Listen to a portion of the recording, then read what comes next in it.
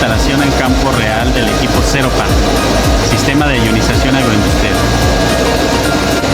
Es un cultivo de fresa donde vamos a tratar el agua de esta olla. Esto es campo real.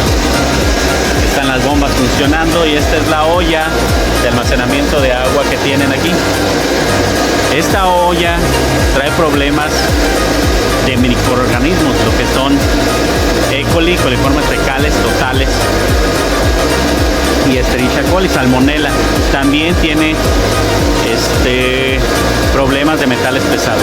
Esta olla se alimenta de un pozo profundo, pero ese pozo profundo está contaminado porque la mancha urbana pasa un río de aguas de desagüe a tan solo 1 kilómetro de aquí, entonces el pozo está contaminado.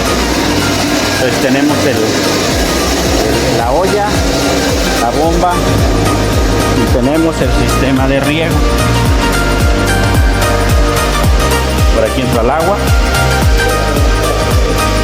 viene al sistema de riego, sistema de filtrado, donde hacen las aplicaciones